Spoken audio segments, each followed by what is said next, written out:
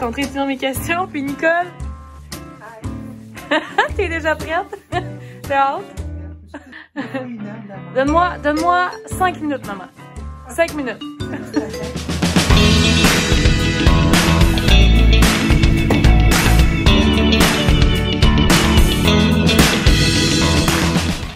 Fait que là, aujourd'hui, on s'en va visiter la Chine.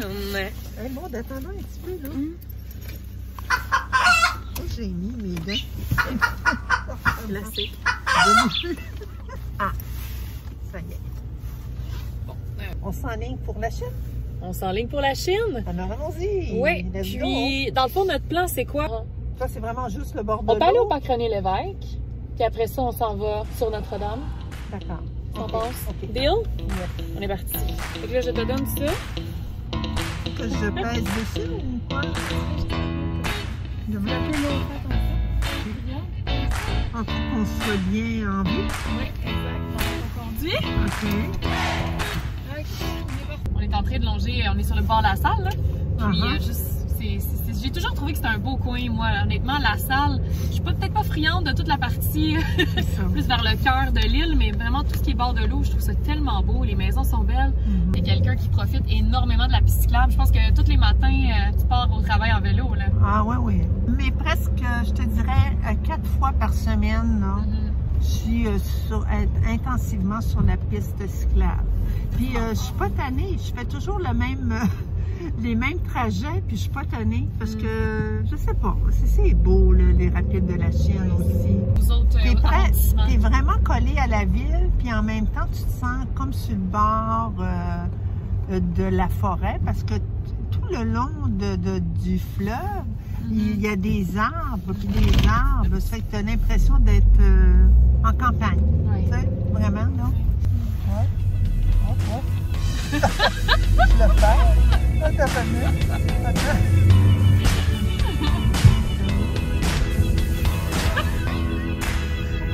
C'est pas évident. Oh mon Dieu.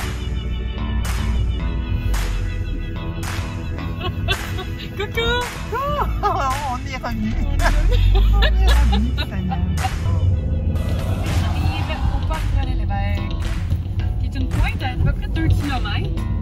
C'est vraiment le fun l'été d'aller faire. Moi, je fais beaucoup de patins. Puis c'est beau de voir les bateaux aussi. Arriver, partir. Puis il y a des gens qui s'entraînent en aviron. Comment tu sens ça? Je t'avais dit que je te posais quelques questions. Oui, tu m'avais le beau petit moment mère-fille avec le beau soleil. Je me suis dit que ça serait un beau moment à passer ensemble. Puis en même temps, juste, je sais pas. J'étais curieuse de te poser des petites questions sur ta vie, ton enfance. OK. Puis c'est ça. Ben vas-y. T'es prête? Vas-y. T'as-tu des meilleurs moments d'enfance qui... Ah oui, c'est quand j'étais petite, là, ce que j'ai aimé le plus avec la famille, c'était le temps des fêtes. Le temps des fêtes parce que tout le monde était là, il n'y avait pas personne, c'était très, très familial. Et puis maman, elle pouvait papoter 1 mois d'avance. Mon Dieu. Puis elle faisait, là, je te jure, c'était des montagnes, des gros récipients de beignes, des gros récipients individuels de pâté à la viande, des mochas, ça n'avait plus de fin. Papa participait aussi. OK. Puis moi, puis mes frères, puis mes sœurs, notre plaisir, c'était d'être dehors, puis d'aller chercher toutes ces pâtisseries-là. Quand on pouvait en manger, on en volait. On allait les chercher dans la remise. On s'en prenait pour nous. Ah oui, il y avait ce qu'on appelle comme une dépense, hein, c'est ça? Oui. L'endroit où tu gardais tout le camage. Parce qu'eux autres avaient juste un petit frigidaire. Il n'y avait pas ça, des congélateurs. Fait que ça se passait dans la remise. Fait que nous, on avait tout un festin, là. Les enfants, quand on en cachette, avec maman, avec Chantal, Alain, moi, puis pas Luc, lui qui était trop jeune encore. C'était surtout les trois plus vieux, là. C'était sacré, nous, le réveillon. Ça se passait en famille. Puis ensuite, le lendemain, là, il y avait la visite. Les mononcles, les matantes venaient prendre un petit verre. Tu sais, venaient prendre un petit verre le lendemain. Ça fait que c'est comme ça que ça... C'était le fun. Un moment qui était privilégié d'enfance, c'est quand le laitier venait, oui, on avait déjà parlé. Venait livrer le lait OK. Puis qu'ils les mettaient sur le bord du perron. Des bouteilles en vitre, là? Oui. Puis nous autres, on faisait exprès de se lever tôt le matin. On ouvrait la porte, on prenait toute la crème qu'il y avait à l'intérieur. Oh non! Puis c'était... Le lait était bon. Oui. C'était vraiment délicieux. Et ce que j'aimais ado, c'était d'aller danser au pas de la colline. OK. Là, j'allais danser au pas de la colline. J'avais mon frère qui me suivait, par exemple. Puis qui Il était ton chaperon? Ouais, c'était mon chaperon. Alain, oui. Il était tannant. Puis moi qui aimais danser, puis rentrer tard, mais il me surveillait, puis il fallait que je m'en vienne quand c'était le moment, là, tu sais. Puis... Tu peux pas frencher? Non, puis je pensais pas à ça, là, à ce moment-là, tout à fait. T'étais jeune. Parce que moi, c'était vraiment le goût de danser. OK. Avec de la bonne musique. Je retiens pas du voisin. Je retiens pas du voisin. Non, hein, je suis certaine. Puis écouter de la radio dans ma chambre. Ça, là, je m'enfermais dans ma chambre pendant 2-3 heures, la fin de semaine. Donc, je fermais les lumières le soir. Je fermais les lumières. J'écoutais la radio, puis j'écoutais c'était toute de la musique francophone, mais de la musique romantique. Ça, j'aimais ça, faire ça, à mon adolescence. Une romantique, Nicole? Ah, j'adorais. Puis je savais toutes les paroles des chansons, hein? Okay. Par cœur, par cœur, par cœur. En français, c'était pas trop difficile. Ça manquait un peu.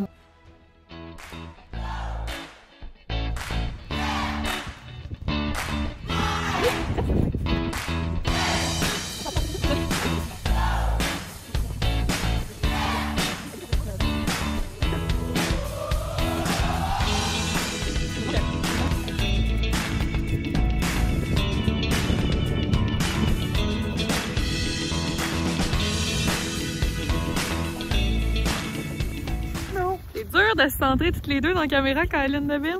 Mais est-ce que tu veux qu'on marche, qu'on arrive? Non, tu es capable de marcher en répondant à ma question. Donc, maman, dis-moi, comment est-ce que ça t'a changé d'être mère? Oh mon Dieu! Hein? T'étais une wild, toi, jeune, hein? Oui, ça m'a permis de prendre mes responsabilités.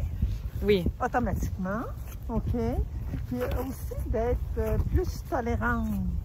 OK. Et je suis devenue plus sensible. Aussi, puis de penser à l'autre, tu sais, à l'autre. Ça fait que moi, je pense que ça a été des points importants de ma vie qui m'ont changé. Beaucoup de stabilité, oui, absolument. J'ai moins déménagé à ce moment-là. Puis c'est quoi? La pierre et le feu? OK. Il me semble la forme de Nathalie. Comme son titre de 6 heures, elle est une histoire sonore dans laquelle Woodbury a transposé une croyance amérindienne. Bon, dans la politique.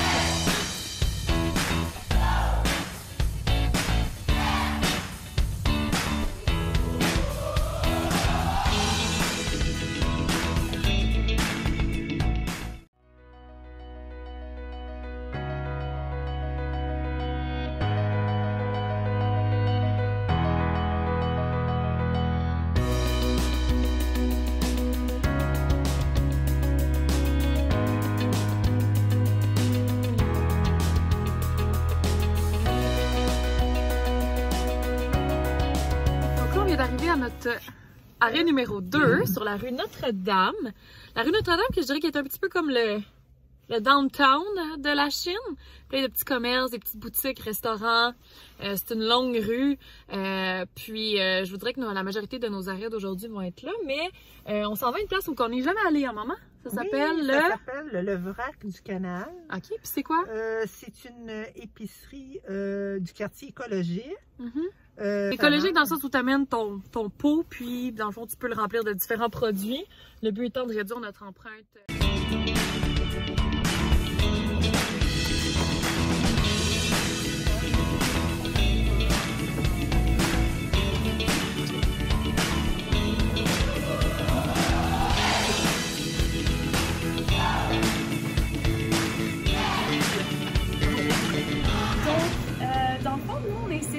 Les gens à adopter un mode de vie plus zéro déchet, être des consommateurs plus éco-responsables. Donc en fait, on a un petit tableau ici qui explique tout. Donc en premier, les gens mènent leur pot, on les pèse, on a des petits crayons un peu partout. Donc vous pesez, vous écrivez le poids, après ça vous remplissez, puis chaque produit a un code et vous écrivez le code du produit. Ce qui est vraiment intéressant avec le vrac, c'est que non seulement ça vous fait économiser de l'argent parce que vous ne payez pas pour l'emballage et tout ça, mais aussi c'est super bon pour l'environnement parce que vous évitez le gaspillage alimentaire en achetant la quantité que vous voulez. Oui. Et aussi, ça évite le suremballage, le plastique. 100%. Puis vous, dans le fond, si mettons quelqu'un vient et qu'elle n'a pas ses pots, est-ce qu'on peut en acheter? Vous pouvez en acheter, ou sinon, bon là c'est sûr qu'on n'a pas vraiment reçu de pots, mais on a un petit coin recyclage de pots. Les gens qui n'ont plus besoin de pots à la maison, ils les emmènent. OK. Ils les laissent ici. C'est sûr qu'aujourd'hui on n'en a pas beaucoup, mais d'habitude c'est plein, là. Surtout les vieux pots de bio. Ouais. Parce que les gens les utilisent pour acheter du tofu. Parce qu'on a aussi du tofu en vrac. Ah, ok, ok. Ah, wow, génial. Puis tu me disais aussi que vous avez votre lait en vrac. Oui, ça c'est vraiment populaire. Là. Je vous dis, moi je passe à peu près 5 poches par jour.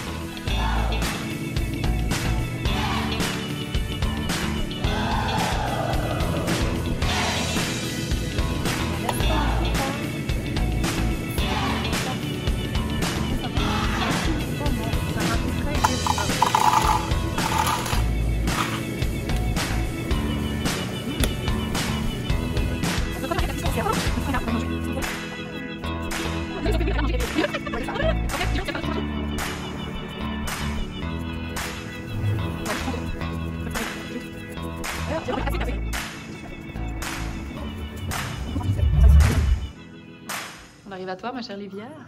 Bonjour. Oh, allô. Bienvenue à l'Atypique Café. Ça fait 4 mois qu'on est ouvert et on est atypique parce qu'on fait les choses différemment. Déjà, notre beau plafond jaune, ensoleillé. On pense aux longs hivers, puis au manque de lumière. Oui, surtout qu'il est arrivé très vite cet hiver, hein? Très vite, et je pense que les gens l'apprécient, le fait de se réchauffer moralement dans un lieu ensoleillé. Oui. On a des jeux de société pour les longues journées d'hiver aussi, pour venir jouer en famille, entre amis. On est presque comme le Randolph. Vous avez, tu disais que tu en avais plus de 150? Oui, plus de 150. Okay. Et je suis très chanceuse d'avoir une belle communauté autour. Beaucoup de gens m'en donnent, donc ça grossit la collection tous les jours presque. Puis tu me disais, c'est ça, comme tu parles de communauté, que tu te sentais à la Chine comme dans un petit village un peu, que les relations se tissent, puis... Oui, moi je pensais ouvrir un café montréalais où est-ce que ça brasse le monde, ça sort, ça vient. Mais finalement, j'ai ouvert un café La Chinois avec des gens qui s'arrêtent, qui parlent, qui font connaissance. Beaucoup de gens rentrent en contact entre eux au café, sans même se connaître avant, mais ils habitent dans le même quartier, puis ils découvrent des points communs. Donc, très cool. Puis en venant ici, si tu avais une chose à suggérer de ton menu, moi je sais que je regardais tes crêpes bretonnes, puis j'étais très tentée, mais sinon, qu'est-ce que tu nous suggérais? Il paraît qu'on a les meilleurs grilled cheese. OK! Avec du très bon pain Pacan canneberge érable. Et puis, je pense que les gens l'aiment, mais nos crêpes bretonnes, en effet, sont un must. Elles sont faites selon la tradition bretonne. C'est ma mère qui, en France, a pris la formation de crêpière, alors qu'elle est totalement en dehors du contexte de restauration, mais elle vient. Puis on a une plaque de fonte, puis on tourne les crêpes comme en Bretagne, avec la même recette. Et, un petit café français / québécois / atypique / la Chine. C'est ça. Hashtag la Chine. Hashtag la Chine. Hey, merci beaucoup, vraiment. Merci.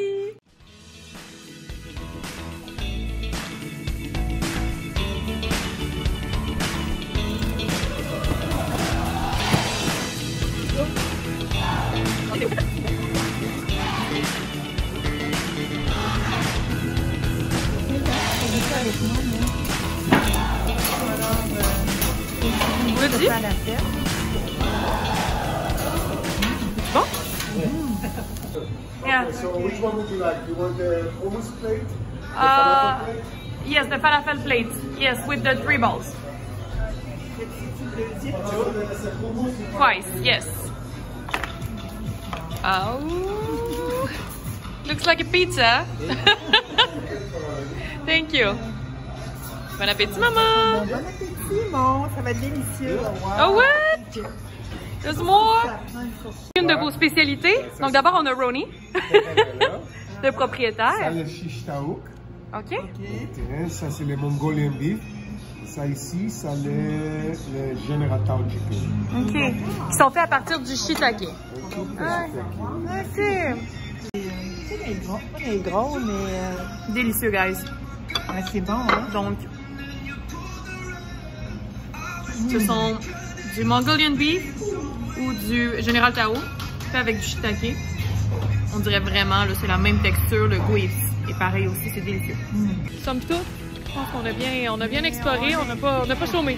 Non, on est plus choyés par les gens, parce qu'on l'a trouvé. Des fois, c'est comme ça, hein? Tu vas sur Internet, tu essaies de trouver des endroits, t'en trouves, mais en fin de compte, les plus beaux endroits, c'est ceux où tu as découvert comme ça, par hasard.